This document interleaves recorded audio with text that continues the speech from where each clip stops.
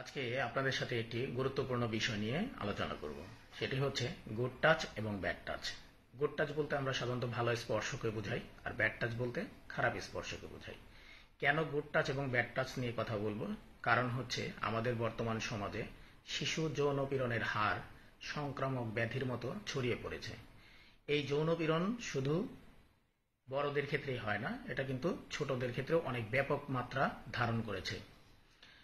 বড়দের ক্ষেত্রে নারী পুরুষ যেমন উভয়ে যৌন পীড়নের সম্মুখীন হতে পারে, শিশুদের ক্ষেত্রেও ছেলে বাচ্চা মেয়ে বাচ্চা উভয়েই কিন্তু যৌন পীড়নের সম্মুখীন বা তিক্ত অভিজ্ঞতার সম্মুখীন হতে পারে। বড়দের ক্ষেত্রে যেটা হয়, আমরা কিন্তু প্রতিবাদ করতে পারি, আর ছোটদের ক্ষেত্রে তারা প্রতিবাদ করতে পারে না।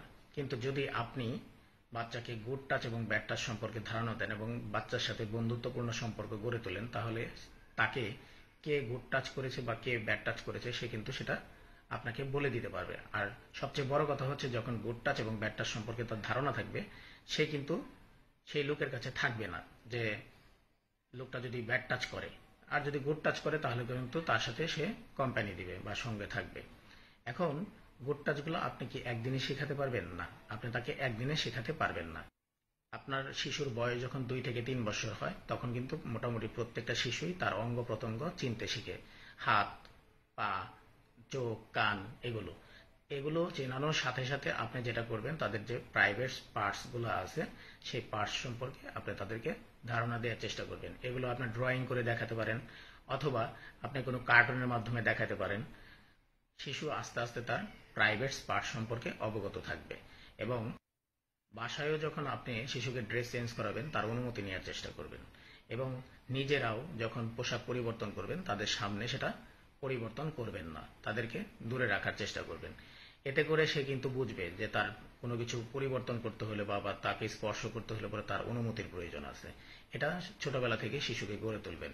যদি আপনারা এই গুড টাচ এবং ব্যাড টাচ সম্পর্কে শিশুকে শুরুতেই অবহিত করতে পারেন বা তাকে বোঝাতে সক্ষম হয়, তাহলে কিন্তু তাকে গুড টাচ করতেছে বা ব্যাড টাচ করতেছে সে কিন্তু সেটা সম্পর্কে অবগত হবে এবং আপনাকে সেটা বলে দিতে পারবে। তাই শিশু যৌনপীড়ন রোধকল্পে গুড টাচ এবং ব্যাড টাচ এর ধারণা দেয়া বা শিক্ষা দেওয়াটা বর্তমান সময়ে একটি অপরিহার্য বিষয়।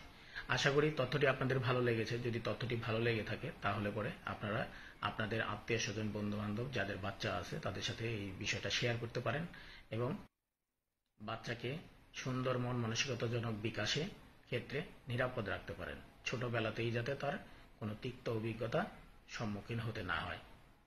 ভালো থাকবেন সবাই, সুস্থ থাকবেন এবং নিরাপদে পথ চলবেন।